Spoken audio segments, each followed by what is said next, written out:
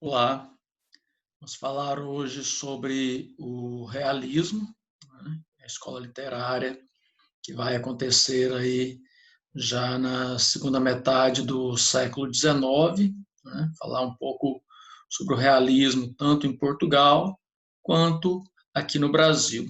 Para isso, elaborei alguns slides para vocês.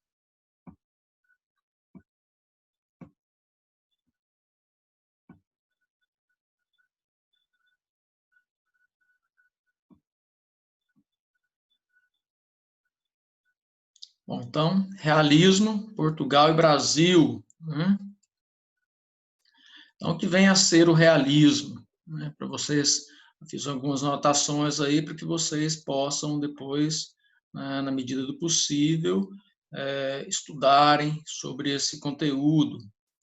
O movimento literário realismo ele vai surgir na Europa em meados do século XIX, né? Enquanto aqui no Brasil nós ainda estávamos dentro do movimento romântico, né? Na Europa o realismo já começava a aparecer como uma nova escola literária. Né?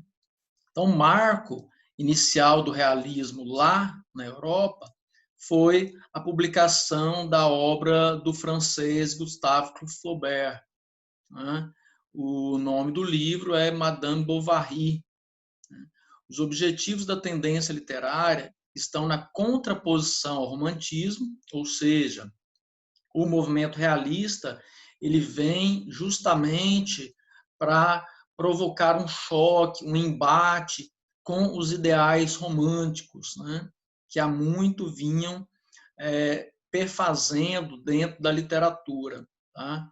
Então, o que eles propunham? Resgatar o objetivismo, né, em contraponto ao subjetivismo do romantismo, e a apreciação da descrição mais detalhada dentro da obra. Lembrar, né, que o movimento realista ele foi um movimento, sobretudo, dentro da prosa. Tá? Grandes romances, né, foram escritos dentro desse movimento literário. Tá? Então, o realismo, o que ele faz? Ele nega a fuga da realidade, né, que era tipicamente comum para os românticos.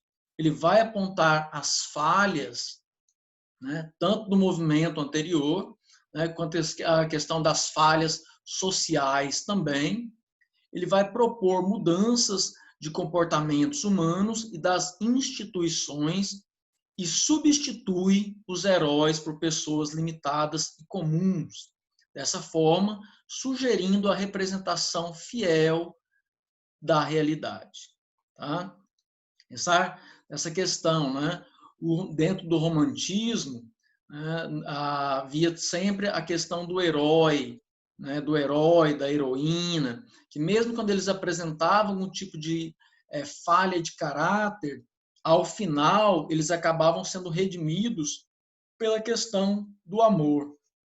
Dentro do realismo isso não vai acontecer. Né?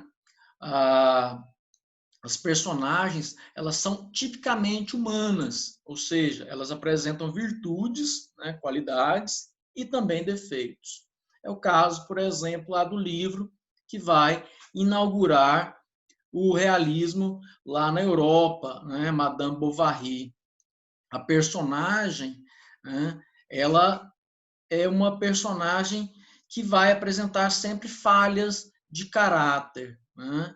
Ela é uma personagem que é feminina, né? Casada com um médico, né? Que estava em começo de carreira, os dois eram extremamente jovens, e eles mudam para uma cidade pequena, no interior da França, e lá, né, ele envolvido com a questão do trabalho, querendo um lugar, né, dentro da sociedade, então trabalhava contumazmente. Então, ela acaba se entediando com a vida naquela cidade, onde não havia muito o que fazer, e ela, de certa forma, desenvolve, né, um enlace amoroso com um cidadão lá do lugar, um nobre, né, daquele lugar. E Então, ela vai mostrar essa falha de caráter aí, né? Que é a questão aí das relações extraconjugais, né? Que, embora não sejam crimes, moralmente falando, né? Não eram bem vistas na sociedade daquela época, né?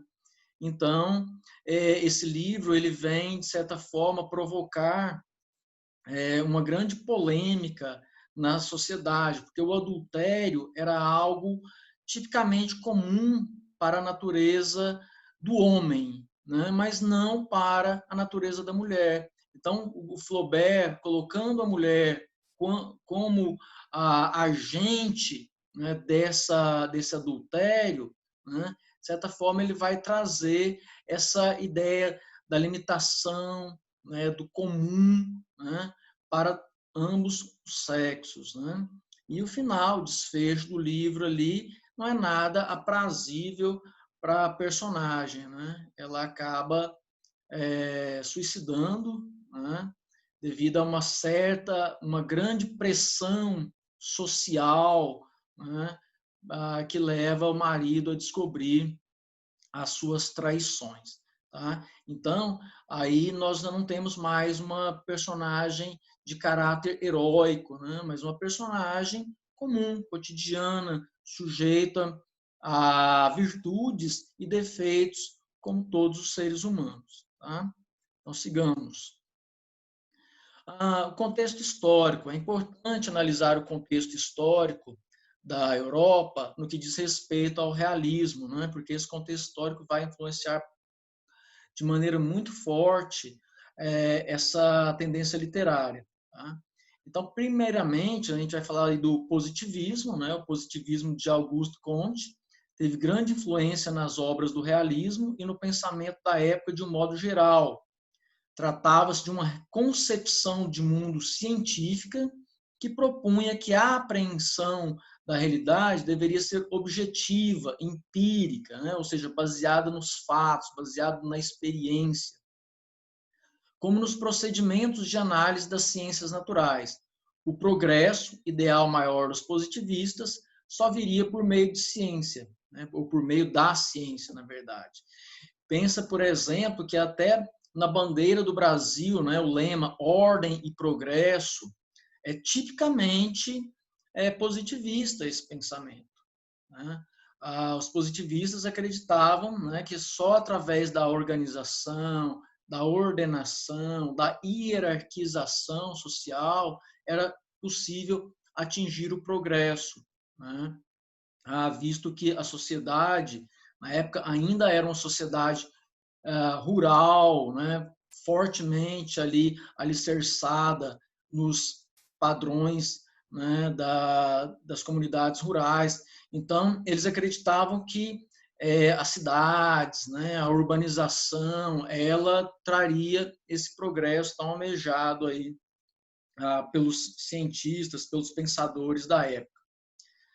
O continente europeu vivenciava a chegada da segunda revolução industrial, que trazia consigo uma urbanização massiva, bem como jornadas de trabalho extenuantes, um crescimento desordenado das cidades, além da sujeira proveniente dos resíduos da produção fabril, né, da produção das fábricas.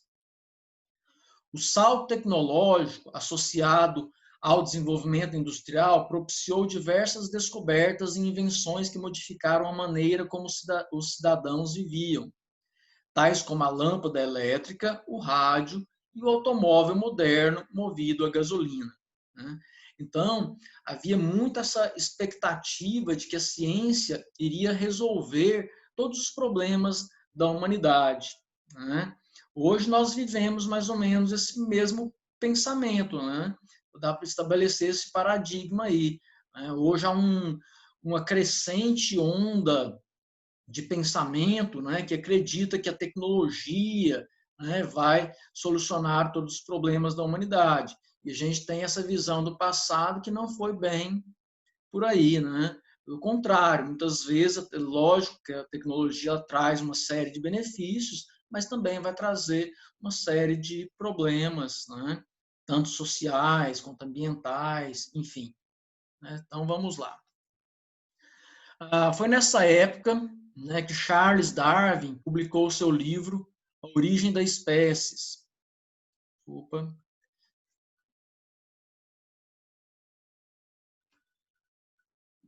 A Origem das Espécies, em 1859, cuja teoria evolucionista influenciou diversas áreas do saber, incluindo a literatura. A ideia de que os seres vivos passam por um processo de seleção natural que determina as espécies que sobrevivem e as que são extintas, estendeu-se para a dimensão das relações humanas. É o chamado darwinismo social.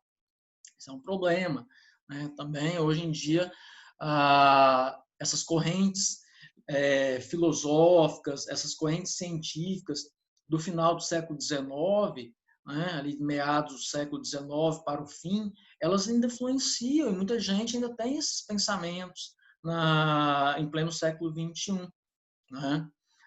Embora a teoria evolucionista ela, né, traduz bem essa ideia, né, daqueles que vão sobreviver, aqueles que não vão sobreviver, mas quando põe isso na questão social, a gente tem aí uma série de preconceitos e pensamentos discriminatórios também, e até de exclusão.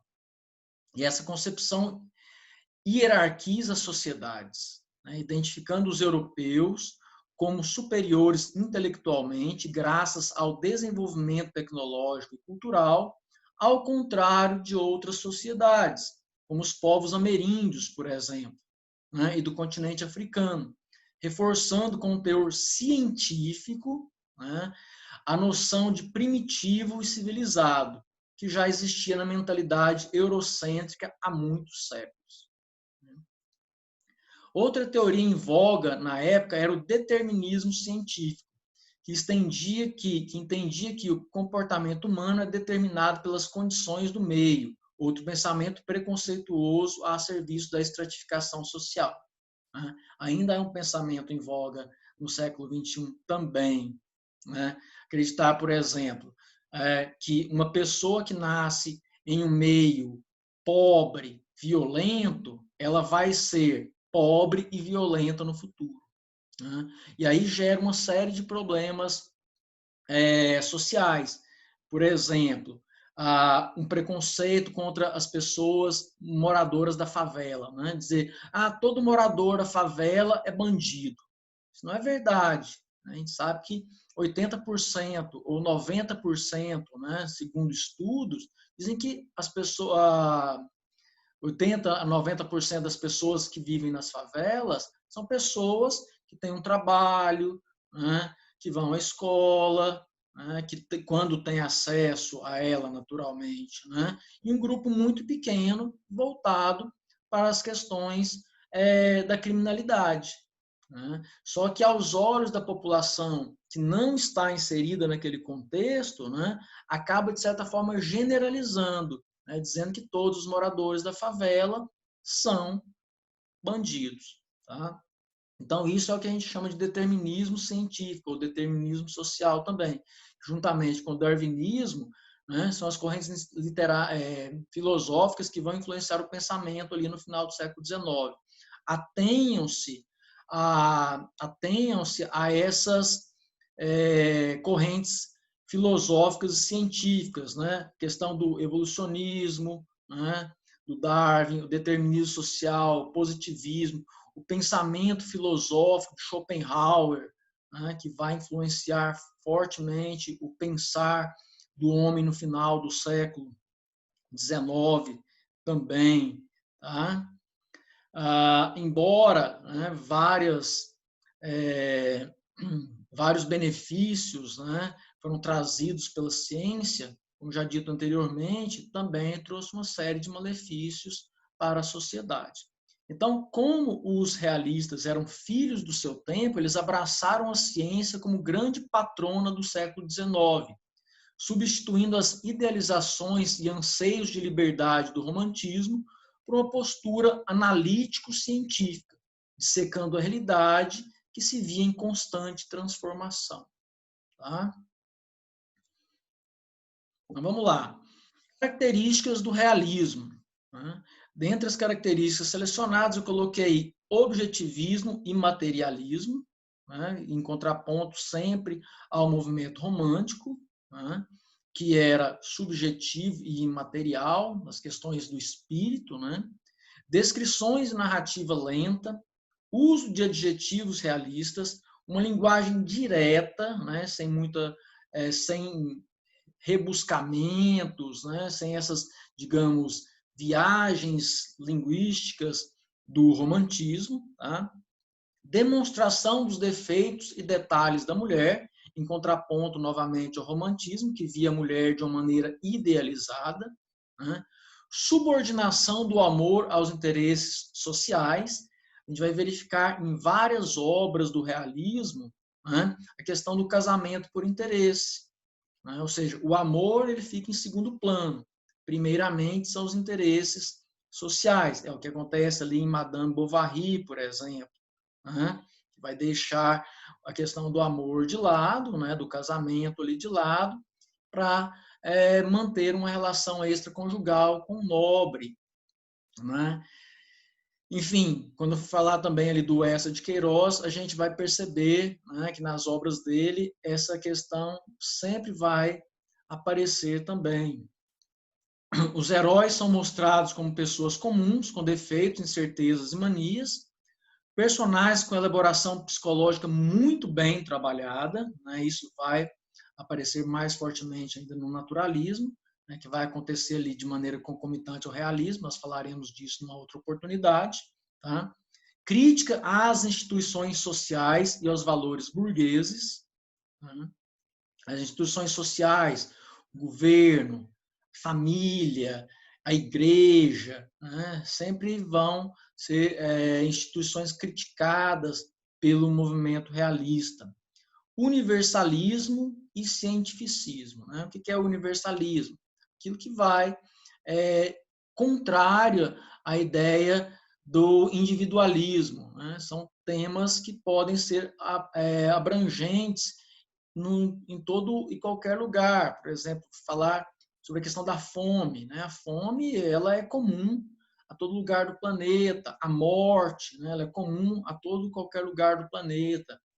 E essa tendência forte, né, em acreditar que a ciência seria a solução para todos os problemas da humanidade. O realismo em Portugal. O realismo em Portugal ele vai acontecer, né, depois já do realismo ser inaugurado na França, né, já nos últimos anos da década de 60 do século XIX, e tem como marco a questão Coimbra. Essa questão Coimbra é interessante vocês lembrarem disso aí, né? O que foi isso aí? Foi um movimento, né, que reflete o pensamento da elite intelectual do país, insatisfeita com o clero, né, e com a monarquia.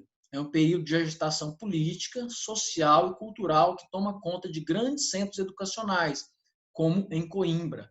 Então, a partir da Universidade de Coimbra, né, com alguns estudantes ali, inclusive essa de Queiroz fazia parte, né, quando jovem, né, indignados com a situação no qual Portugal estava inserido, né, ainda administrado por uma monarquia,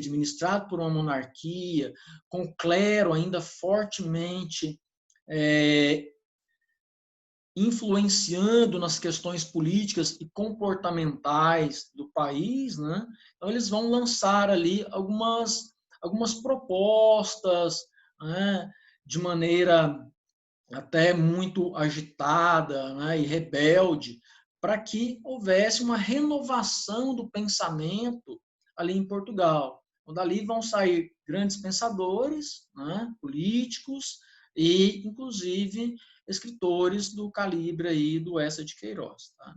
Então, eu coloquei como marco final ali que a escola realista em Portugal ela vai estender-se até 1890, quando Eugênio de Castro publica a obra O Aristos, que é um livro de poesias que seguia já o modelo simbolista importado da França. Né? O simbolismo é um movimento literário também, que aconteceu na Europa e também aconteceu aqui no Brasil, e nós vamos falar dele mais adiante.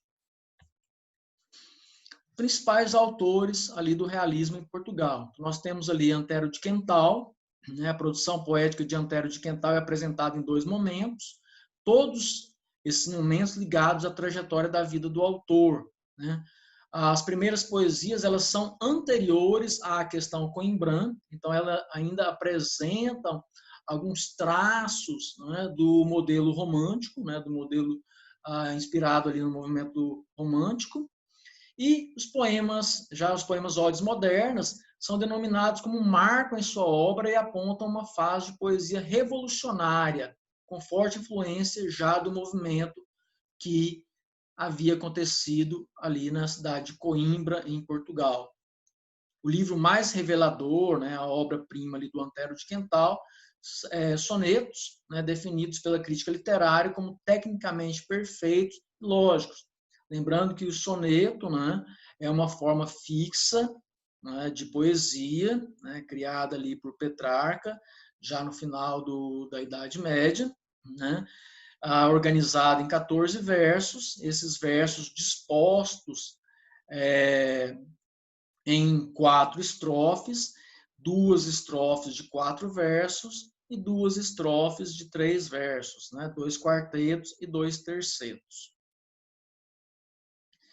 O principal escritor do realismo português é o Eça de Queiroz, tá? Que a fase realista do Eça de Queiroz é marcada por uma trilogia, né, chamada de Cenas da Vida Portuguesa, com as seguintes obras: O Primo Basílio, Os Maias e O Crime do Padre Amaro. Né? Ele fecha essa trilogia. Tá? Nessas obras, o autor monta um painel da sociedade portuguesa e retrata os múltiplos aspectos da vida cotidiana. A cidade provinciana, né, essa é aquela cidade com um pensamento pouco crítico, né, ainda muito calcada na questão patriarcal, né, do pensamento clerical, né, eu digo isso aqui adiante, né, a influência do clero, a pequena e a média burguesia de Lisboa, os intelectuais e a aristocracia. Todos os 3 livros são livros extremamente polêmicos, né, e vão tocar em alguns aspectos, né, que vão ferir o pensamento de senso comum de Portugal da época. Né? O Primo Basílio, né, assim como o livro Madame Bovary, ele também é um livro que vai tratar da questão do adultério. Né? Nós temos a personagem feminina casada e a chegada desse primo, né, faz com que haja uma desorganização, né, desse ambiente perfeito da pequena burguesia na qual a personagem feminina e o marido estavam inseridos. Né? Os Maias é um livro que não vai tratar dos povos maias aqui da América Central, não. Tá?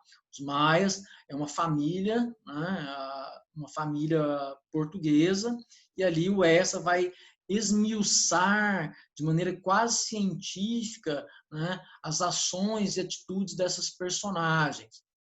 O Crime do Padre Amaro também vai tocar aí na questão da clerical, né? É um padre que vai, por amor, né, a manter relações, né, sexuais aí, para benefício próprio, claro, né? Não havia como ser diferente. Então, são livros extremamente polêmicos, né, do Eça de Queiroz. Por isso, ele é considerado o maior autor do realismo português. Já no Brasil, né? No Brasil, o realismo ele vai despontar já no final do século XIX, né, no último quartel do século XIX, e o marco inicial do realismo no Brasil é a publicação do livro Memórias Póstumas de Brás Cubas, do Machado de Assis. Tá? E isso no ano de 1881. Né? Lá em Portugal, já no final da década de 60 do século XIX, aqui nós temos já praticamente aí nos últimos 20 anos, né, do século XIX, que o realismo vai surgir aqui. Né? Então, os principais autores do realismo no Brasil. Então, Machado de Assis, né, ele foi o principal autor do movimento realista aqui no Brasil. Né? Entre suas obras destacam-se Memórias Póstumas de Brás Cubas, Dom Casmurro, Esaú Jacó e Memorial de Ares, embora ele tenha escrito outras também. Né? Memórias Póstumas de Brás Cubas, eu vou falar um pouco mais a respeito desse livro, uma vez que ele é marco, né, inicial do realismo aqui no Brasil. O Memórias Póstumas, ele vai tratar dessa personagem, né, o Brás Cubas. Por que Memórias Póstumas? Porque ele vai contar as suas memórias depois de morto.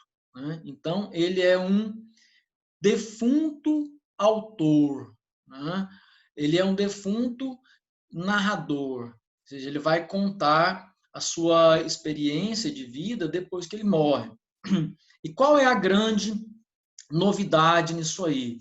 O fato do personagem já estar morto, né, o livra de todas as convenções sociais. Né?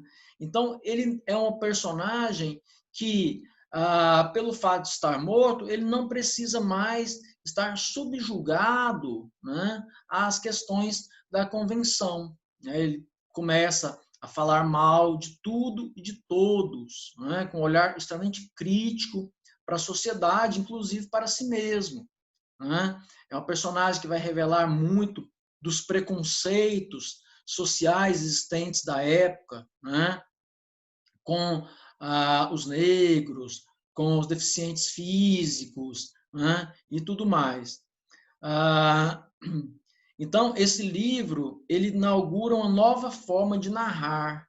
Ele vai muito além do romance. Primeiro, nós temos uma enormidade de capítulos, alguns capítulos muito curtos, né? Que difere um pouco do romance tradicional. Tá? É uma obra que é atemporal. Por quê? Porque, independente de quando se lê, você percebe que o livro ele continua extremamente atual, né? Mostrando as mesmas mazelas críticas, né? Os mesmos vícios que a sociedade contemporânea ainda apresenta. Tá? Dom Casmurro também é um livro que ficou muito marcado, né, aí pela problemática, né, da questão da possível traição, né, existente ali no livro. É o grande mistério da literatura. Né? Há, há muitos pontos de vista, né, no que diz respeito à personagem. Né? O Bentinho, né, que é a personagem principal ali do livro, né, ele acha que a Capitu, né, o trai com seu amigo Escobar. Por isso Casmurro, né? Casmurro é triste, né? Então é uma personagem extremamente sorumbática, triste, ensimesmada, né? Que vai criando dentro da sua própria cabeça todas essas relações de possível traição da Capitu. Né? Então, hoje, a crítica literária ela se divide. Algumas pessoas acreditam que sim, que houve a traição, né? Outras pessoas acreditam que não houve a traição aí da Capitu. Né? Fernando Sabino, já um escritor contemporâneo, né? Ele lança aí no final da década de 70, 80, se não me engano, um livro, né? Escrito agora sobre a ótica feminina, sob a ótica da Capitu, porque o Dom Casmurro ele é um livro em primeira pessoa, apenas com o ponto de vista do Bentinho, né, em relação a essa traição. Então ele vai um pouco além, ele faz uma intertextualidade, né, o Fernando Sabino, escrevendo agora um livro com o ponto de vista da Capitu a respeito dessas relações, né, criadas e mentalmente, idealmente, por Bentinho. Tá? Esaú Jacó e Memorial de Ares são livros já mais do final da carreira do Machado de Assis. Outro escritor que deve ser levado em consideração no realismo brasileiro é o Raul Pompeia, Raul Dávila Pompeia. Ele lança um livro, né, que é o Ateneu, vai contar as experiências, né, já de memória, né, agora já adulto, né, de um menino que vai ser inserido nesse Ateneu. O que é esse Ateneu? É uma escola fechada, né, uma escola em que as pessoas iam para lá estudar e ficavam morando ali também, né? E então ele vai mostrar uma crítica a essa instituição, né? Ali com as suas relações de hierarquia dentro da igreja, dentro da escola, perdão, né? Essa questão moralizadora das pessoas mais velhas em relação aos adolescentes que ali viviam, né? A rigidez e os castigos físicos, né? E psicológicos impostos às personagens do livro, né? Então também é um livro extremamente marcante para a questão do realismo aí no Brasil, certo? Então, em relação ao realismo, né, que eu tinha para passar para vocês, é isso aí. Tá? Espero que tenham compreendido e estou à disposição para qualquer dúvida. Certo? Até mais.